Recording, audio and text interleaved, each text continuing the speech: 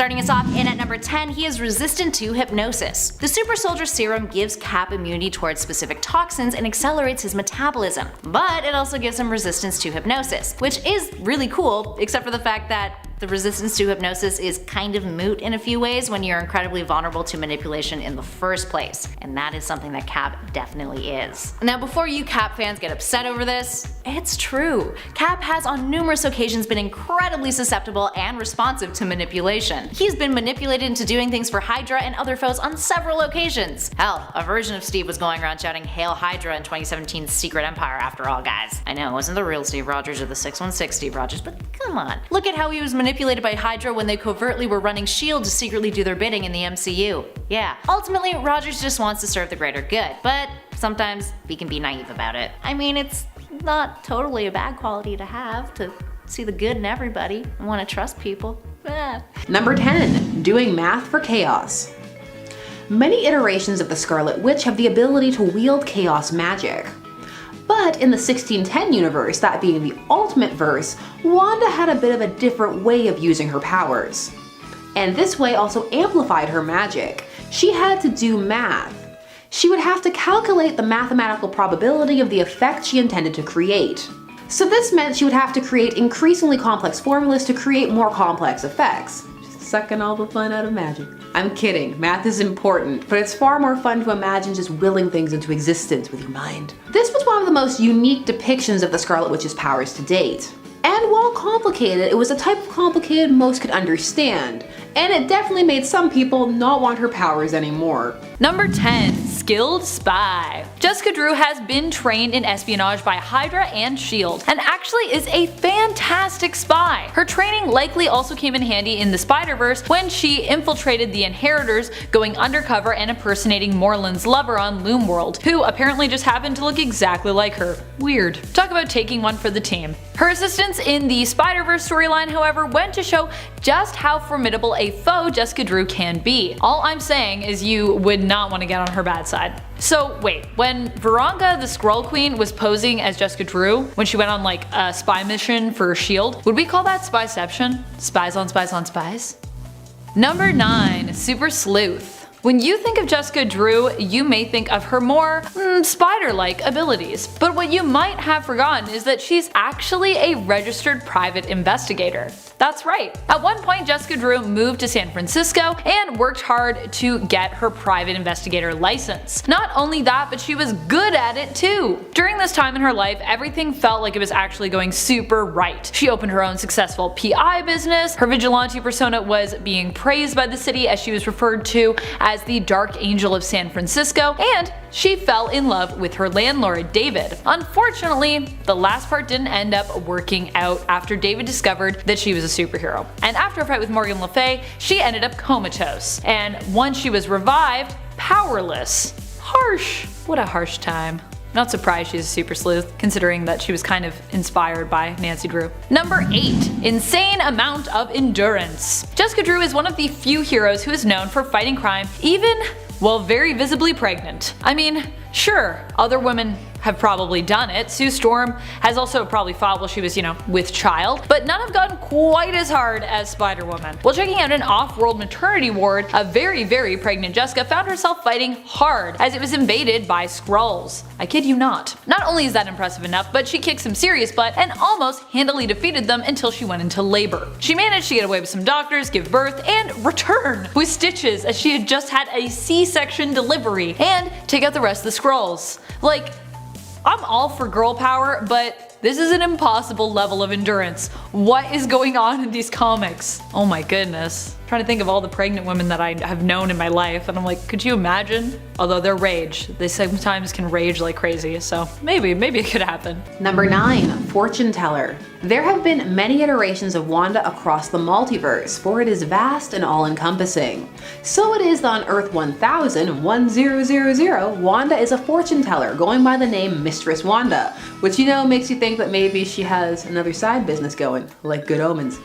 So long story short, she appeared briefly in one of those events wherein characters are battling across the multiverse, in order to keep it together.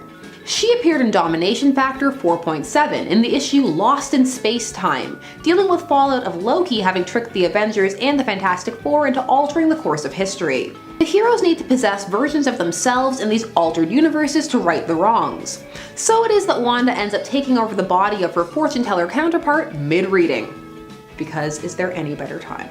And at number 9, CAPWOLF. Captain America can become a werewolf, or at least he has become a werewolf in the past. He briefly had werewolf powers in 1992 during a 6-part story arc titled Man and Wolf in Captain America issue 402. In the woods outside of Massachusetts, X-Men member Wolverine finds a dead body, so he calls Cap in for assistance. While investigating, Steve ends up uncovering a town containing a bunch of lycanthropes, and of course, in the process, he himself is transformed into a werewolf. It's CAPWOLF, a vicious superhero with all the powers of Captain America and all the powers of a werewolf. Despite it not sticking, this wasn't the only time that a Captain America has become a werewolf. Sam Wilson would experience a similar situation years later while operating under the mantle.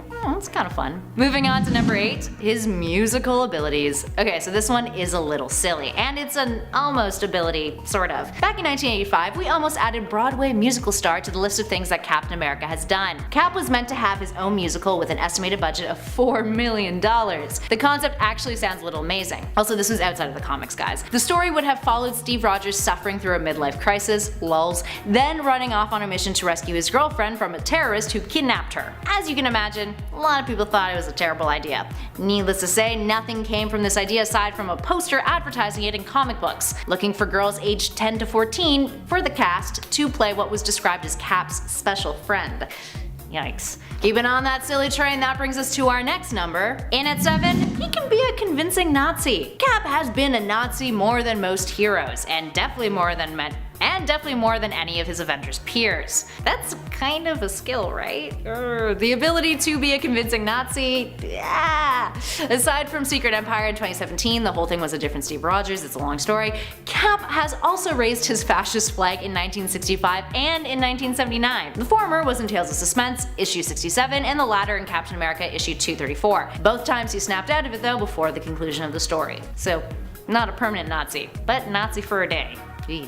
Still bad. 6. Super racism. Captain America used to be quite racist back in the 40s, as in he literally used to go around shouting, I quote, "White America is a strong America." Wow. Now this is very much a product of the wartime comics, where comics were largely used as propaganda even before the US entered into the fray of World War II. Cap and other heroes, including DC's Superman and Batman, found themselves saying pretty terrible things and doing pretty terrible things with other races and cultures, including the Japanese and the Chinese, who were largely targets in pop culture media at that time. So why is this on a powers list? Because characters the likes of Captain America have great influence over their readers, especially considering he is such an important patriotic symbol. What he does in his panels matter. While this is obviously no longer the case, Cap is anything but racist these days, it is still a startling panel to see. Number 7. Glide. Many think that Spider-Woman can fly in the comics, which would be pretty cool, given that she doesn't have Spider-Man's famous web shooters. However, this is not true, she cannot fly. What she can do is glide. Glide, glide, glide, glide, glide. This power of gliding through the air looking like she is flying is granted by her suit design, and is still pretty cool all in all. She once had a fight with the Hornet in mid-air and kicked his butt, which he definitely deserved, by the way. Jessica Drew is the only Spider-Woman to have this design. Many different Spider-Women have come and gone after her, but while those other Spider-Women may have adopted the mantle, they all adopted pretty different suits. I think one of them had like webbing, but a lot of them have like legs coming out of them. It's creepy. I kinda like it though. Number 6. Psychic shields. Jessica had psychic shields implanted by S.H.I.E.L.D. and some strong ones too apparently. These shields allow her to resist attacks from 3-in-1, who once joined with Emma Frost in an attempt to take on a future alternate version of Jean Grey, and allowed her to resist an attack from Professor Xavier, which of course also surprised him, leaving her standing after many others were knocked down. Pretty impressive, Jess. Number 8. VENOMVERSE Wanda. Of course, if you were in the Venomverse, you either had Venom symbiote powers or had been consumed by a poison, and hence were a poison version of the character. In this universe, Wanda was a poison who worked for Lord Doom, and seemed to have retained her magical abilities, but with all of those of a poison as well. So she is essentially subsumed, but all of her memories and the like remain intact, because that is part of the process. So is this Wanda always just here for Doom? It's a pairing that makes sense if you know he's not manipulating and influencing it like that one time.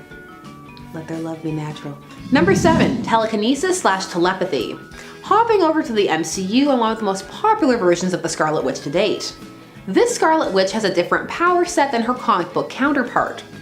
As a result of exposure to the Mind Stone, she has developed a form of telekinesis and telepathy. However, the way it is animated and used is slightly reminiscent of her comic book powers. This Scarlet Witch is still extremely powerful, and according to recent rumors by Kevin Feige, she has been elevated to strongest Avenger, which, if that is the case, 100% legit and earned. We should all be afraid of the Scarlet Witch. Also, did you see what culture did heroic Thanos? I hate them. They're like the worst. Number 6, Weapon Hex. Weapon Hex comes to us from Warp World, a world of characters mashed together after Gamora, wielding the Infinity Gauntlet, folded the universe in half in the Soul Gem, where she had trapped people's souls. So Weapon Hex is a fusion of the Scarlet Witch and Laura Kinney, aka X-23. Her name is still Laura Kinney though. She is meant to be a vessel for both science and magic, and she is trained to be a weapon. But the love she receives ultimately gives her a kinder and more understanding disposition. There's a lot of X-23 in this version and only a little Wanda. Mostly it's there in the powers, which are written on her body, which is pretty neat and a cool design. Number 5, Hex powers. So when the Scarlet Witch was first introduced, she had what were called Hex powers. These powers weren't very defined, except that she could impact probability, which was something writers at the time absolutely loved, because it meant that her powers could be used for literally whatever they wanted. Basically, she could do whatever the plot needed her to, and this would go on for years until the new aspect of her powers, chaos magic, would be introduced, which brings us to number 4. Number 4, chaos magic. Now, instead of just hex powers, she had the ability to channel and wield chaos magic. This was defined by writer Kurt Busiek. This was because the demon Chthon has manipulated her mutation at birth. This was to allow her the ability to wield magic. This was meant to explain some of the things she had done in the past that went beyond just, oh, she can use hexes and manipulate probability. This meant that she could perform complex spells given enough concentration and practice and training. And during this time period, she would even resurrect Wonder Man. Hooray! Number 3, resist the Phoenix Force. In some of her more recent iterations, before her last retcon that removed her mutant abilities and history kinda, and made her one of the second most wanted people for crimes against mutant kind, this was because of the no more mutants thing. Doesn't matter her mental state or the years she genuinely thought she was a mutant. No, only tyranny. I mean, hooray, mutant pride. Seriously though, that incident is a great source for conflict, and it's cool to see it mined. So Wanda was shown to be able to resist the Phoenix Force and be so powerful herself that she was someone the Phoenix Five were actually afraid of. Valid. The Scarlet Witch is pretty terrifying. So few people can wield the Phoenix Force, yet alone contend with it. Up next, number 5, the power of preach. It is undeniable that Captain America is a gifted orator. There's a reason why he's often in a leadership position. Dude is really good at motivating and inspiring people. It's kind of his whole shtick, considering his superhero persona in the first place. Let's quickly count down some of the more inspirational speeches of his over the years. In the MCU, there's the whole price of freedom speech in Captain America the Winter Soldier. He gave a powerful speech when turning down the presidency in the comics in Captain America issue 250. He even finds himself filming PSAs for high schools about detention, as seen in the MCU Spider-Man film. And then there's the whole whatever it takes speech in Endgame. Hell, even the Ultimate Universe Cap can give a good speech, although a mildly rude and offensive one. He went on a tangent about how the A on his helmet didn't stand for France after he was advised to surrender. Regardless of what it is he's saying, Cap can command a room, and can compel almost anyone's attention with his gift of the gab. Moving on to number 4, super accuracy. Once upon a time in Captain America Comics issue 3, the third issue of his solo series that began in the 40s, Steve Rogers threw a sharp dinosaur bone at a foe and impaled him, murdering him. I mean, it was 1941, so a lot of stuff like this slipped under the radar prior to the Comics Code Authority. Ah, the golden age of comics. Anywho, the story takes place in a museum as Cap and Bucky attempt to stop 2 small-time robbers from thieving. The dude he kills is a guy named Lenny. He's a petty henchman who probably did not deserve to die, especially in that way. Regardless, that is some damn good accuracy, impaling the kid right through the heart with that bone. It's almost impressive if it wasn't so homicidal. Speaking of using objects to kill people, in at number 3, he can get homicidal with a shield. Steve Rogers has quite the bloody track record. Clearly. Aside from using dinosaur bones to impale lowly criminals, he's also used his shield to murder people too. So wholesome. I mean, it is kind of impressive though, isn't it? I mean, sure, it's made of vibranium, but using an object like that effectively to commit homicide is definitely a skill, right? Right. Anyway, Cap used his shield to help out superhero Union Jack when Jack's brother, Baron Blood, a vampire if the name didn't give it away, went on a rampage. Cap found himself having to permanently take care of the problem by decapitating him with his shield as Union Jack looked on, and as Baron Blood clawed at his chest too, to boot. Moving on to number 2, the Battle Van. You've heard of the Batmobile, the Quinjet, the Hell Cycle, you name it, but have you heard of the Battle Van? Aside from having a bit of a lackluster name, the Battle Van is more commonly known as Captain America's van, which isn't much better, is it? A product of the 80s, this rad custom-built van, a Chevy nonetheless, was a nondescript vehicle designed by Wakandans for Cap. I mean, I get it, it's really good when you're trying to be low-key, but it kinda looks like he just stole the mystery machine from Scooby-Doo and then spray painted it one color to avoid getting caught. Those dang kids. The van can actually change colors, might I add, but whatever. It can basically function as a base on the go for Cap. It has a mount for his motorcycle at the back because, you know, one vehicle wasn't enough, and even has a little cot if he feels like nap time. Oh. It is worth noting that an alternate reality version of Cap from Earth 600043 actually uses this van religiously, which is pretty great. And finally, in at number 1, he cannot get drunk. Because of Cap's incredibly fast metabolism thanks to the super soldier serum, he has an immunity to a lot of things. The serum prevents the buildup of fatigue poisons in his muscles, his body is resistant to gases and hypnosis like we mentioned, and he has an immunity to alcohol, meaning he can never get drunk. Often his resistance to alcohol is played up as a joke in the comics or his cinematic appearances, but in a way, that kinda sucks, doesn't it? I mean, not saying that you need to get drunk at a party to have fun, but having the option to choose would be nice at least. He's not the only superhero who suffers from this ailment either. Deadpool has a similar problem thanks to his boosted regenerative healing factor. Number 5, super smell. As Spider-Woman, Jessica Drew has heightened senses, but one you might be surprised to hear about is her super smell. Her smell is so good that she was able to tell that the Nick Fury she was talking to in New Avengers Volume 1, Issue 23 was an AI decoy, as opposed to the real thing. She commented to Maria Hill on her improvements to the model, but cited the smell as the thing that tipped her off. That's some Wolverine level sense of smell there. Unless S.H.I.E.L.D.'s AIs like reek of oil or something, which I sincerely doubt considering how many other people they have succeeded in fooling, this is pretty impressive. Number 4, dimensional travel. Jessica ended up getting her very own dimensional watch following the Spider-Verse events. This device was listed as part of her equipment at the back of Spider-Gwen Volume 2, Issue 7. The weird thing though is that in that issue, it was Spider-Gwen's dimensional watch that went missing, not Jessica's. Yet Jessica was concerned about being without a way to teleport home after her and Silk of Earth 616 had joined Gwen on Earth 65 for brunch. Spider-Gwen's device was stolen, and Jessica Drew, Spider-Gwen, and Silk of Earth 616 had to team up to retrieve it. It's just really weird that at the end of this issue, it acknowledges that Jess has one, cause like she clearly didn't have it in that issue. If she found out that she did, she would have like teleported home to her baby in an instant. I am sure. She loves that baby. She loves it. Little baby Jerry. Pretty cute baby actually. Number 3, pheromones. When Jessica Drew was first introduced, she struggled a lot to deal with other people. I mean, of course, she was basically raised in a tube and then later brainwashed by a Hydra into thinking that she'd been a spider, so kind of understand where that comes from. She was known as socially awkward and often written as shy. She ended up feeling isolated and removed from the world, though we later found out the reason she seemed to drive so many people away is because she unknowingly produced fear-inducing pheromones. This later was a forgotten power as Jessica took medication to help suppress it. Later it was implied that the extra pheromones she produced were actually seductive in nature. Or maybe she had just gotten better control of them? I don't know. But she definitely has used them to seduce people before. And once again later she decided to use a fragrance to neutralize and mask her pheromones instead. So this power is still not really often brought up or used, though one time she did use it to get Hulk to make her a sandwich. I'm not joking, that happened.